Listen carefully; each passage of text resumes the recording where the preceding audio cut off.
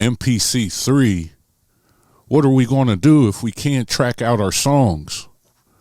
We can't use the duplicate track method. I know everybody said that method works. It works because of the disc streaming. It works. It doesn't work that way. What it does is it does duplicate all the sounds in your memory, and it does duplicate everything that you have, and it creates a memory issue, as I showed you guys yesterday. But, you know, I wouldn't be your brother if I didn't show you the way to get it done. So I'm going to show you how to get it done today in a way that makes sense. But you're still going to have to destructive edit. I hate destructive editing.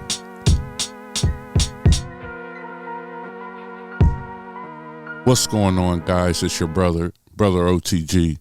The O.T.G's for Overtime Grind. Hardly seen, but I'm always around. And today we are on the MPC 1, the OG MPC 1. I downgraded my Live 2 back to 2.15, and I put MPC 3 beta on my MPC 1 that I utilize in a different way than my other stuff. My other two MPCs, the Retro and my Live 2, are the workhorses. If you've watched my videos with the Force, I have utilized the Force as like my DAW. But today, right now, I'm going to show you how you could utilize one drum track and get the most out of it. So right now, I have one drum track, okay? I'm going to create a new track. I'm going to create a MIDI track.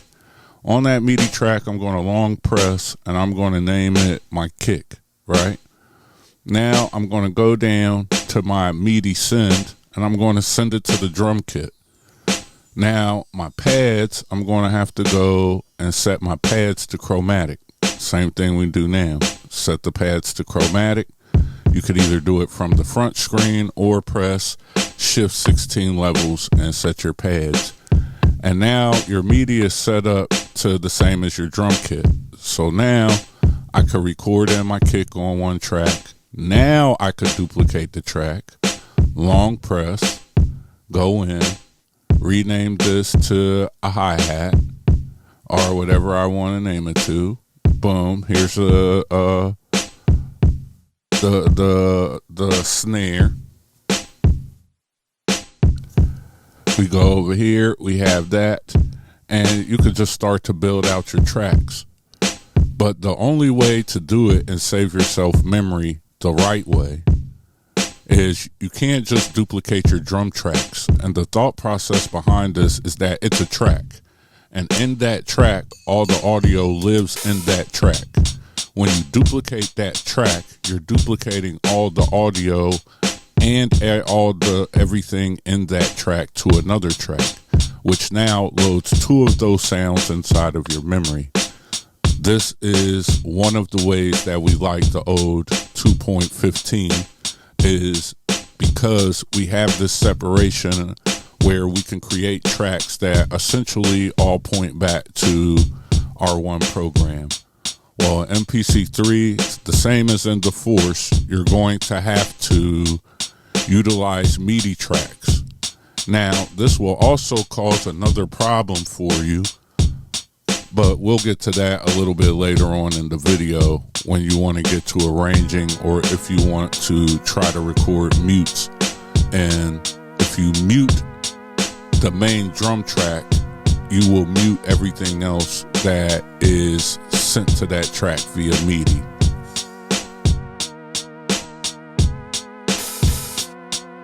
So as you can see now, you know, as I keep building out, we can add the sample.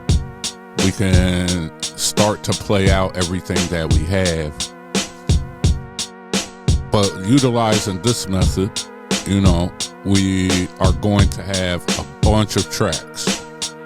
Just understand that. And the old way we had a bunch of tracks, but instead of having to destructive edit those tracks, what we could do now is just go through and mute them in a real-time setting, and it would save the automation.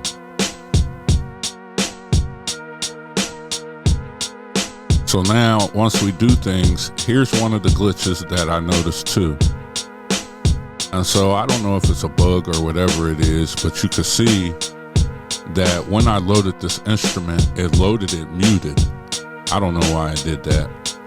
But the reason why I don't like to edit my videos, and so not edit the parts out, I like to show you guys the straight through workflow so you can see that it's possible, number one. And number two, that you can see that most of the time problems have a solution.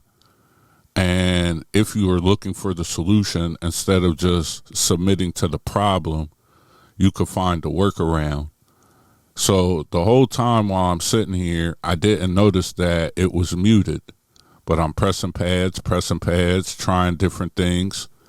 You know, now we are going to try, maybe if we load something else in, I could see on the screen that I'm getting MIDI information. So it's showing that my pads are showing up.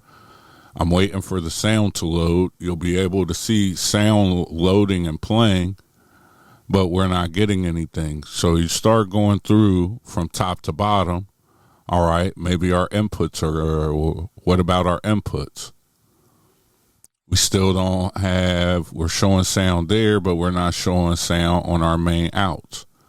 Okay, let's go check our mixer. So I'm going to go check my track mix, and then I'm going to go to the IO, and I'm going to see, okay, well, there's our out 1, 2, but we still have no sound. Mind you that at the top, it says it's muted too. Now when I come out, I look again, top to bottom. Oh, that's the issue. It looks like it's muted. Boom. Now we have sound again. Okay. You know, whether it's a bug or it's not a bug, maybe every time we load something, maybe sometimes it loads and it automatically mutes. Who knows? Who cares? Like I tell you guys all the time, this is about making music and getting to the songs. So for me, automatically, what I'm noticing is there's some different workflow things. It's not the force, even though it works just like the force. The force is still clips based. This isn't an Eclipse based format. So some of a lot of the ways that I'm using 3.3, this is only my second time utilizing it, just for you guys who don't know. I'm utilizing it off the thoughts and prior knowledge of utilizing the Akai Force. And so instead of finding roadblocks, like in the video yesterday, we hit the roadblock with the sound. I pretty much knew that's what the problem was, but you know, I'm already not the highest ranked guy on YouTube because of, you know, my religious background and my beliefs and being from Philly and really being from the culture for real in ways that a lot of people aren't. You know, that's intimidating. So at the end of the day, I didn't want to make a video just ragging on people saying that they didn't understand or didn't know their MPC. They would know that that's, you know, when you duplicate a track, that's how we utilize and do our filtering trick, where maybe we have a sample that plays one way and then we want to switch to a part of that same sample with a filter. We just duplicate the track and duplicate the whole thing, and on that one, that's where we put our filter, right? So you can see now by utilizing this method I just showed, we don't have a lot of sounds in the memory. So for everybody who can see this video, duplicating your tracks is not the way to separate your drum sounds in this new method. The true way to separate your drum sounds is you're going to have to load the drum kit and then make MIDI channels and send the MIDI from that channel to your drum kit.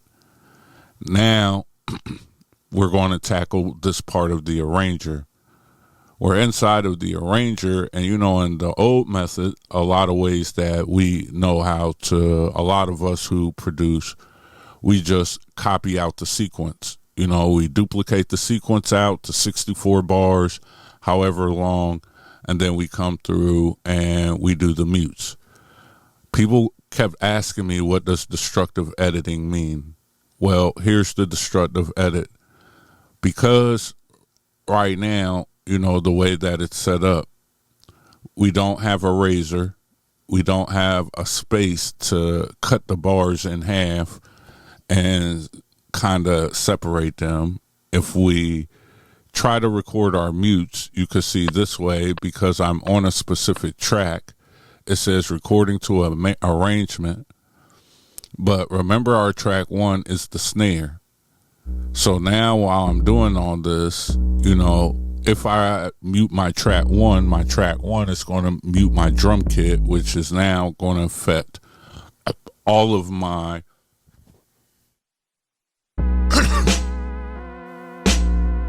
excuse me, I had to cough. That's going to mute all of my sounds that are on that drum kit if I mute the drum kit. Now, I do have the ability to mute the MIDI channels that are sent to the drum kit. So one workaround would be that you load your drum kit on a drum track, and then your kick, snare, and everything that you play on your drum tracks, you do from MIDI tracks and just kind of send it over there. And now your drum track is housing your sounds, and it's a place where you could go and edit, you know, but now that's another step, right? So when I tried to record the track mutes in, what it did is recorded over the last track I had selected, which was the bass. You get it? And so it erased the bass notes and didn't record any mutes, which leads us right back to the arrangement screen, right? So when you hit the pencil, you only have so many options of how you can edit it, the full arrangement. So you got to go to the grid and make your edits there. So this is the bass. If I wanted to cut the bass, I would have to grab my selection tool, you know, and select what I want to erase, and then either erase it with the eraser or hold shift and press cut. I'll do it a couple times, but you could see how for the people who utilize their MPC and the traditional method, why this could be a different kind of roadblock for people coming in and trying to arrange. I understand some people enjoy the piano roll workflow, and that's cool. I get it. You know, I'm not opposed. I'm not one of them guys who hates change and doesn't like change. Sorry. My kids were hit the camera. I'm not a guy who's opposed to change and doesn't like change, right? And as you can see, we'll find the workflow and the way to fix it and get the job done, because all of these machines are capable. You know, you just got to figure out the way to get it done and a method that works for you. And so,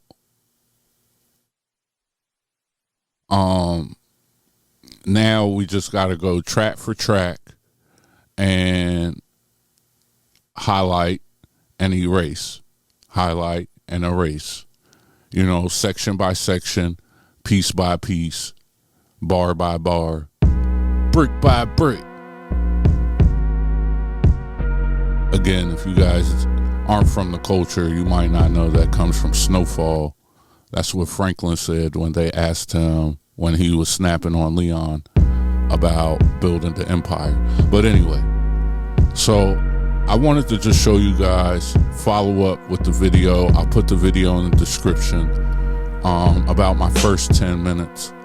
And I wanted to show you the way to fix that, go around that, and show you the next steps that it opens up if you're open and wanting to create in this method, this is the method that is now available for you, utilizing linear arrangement.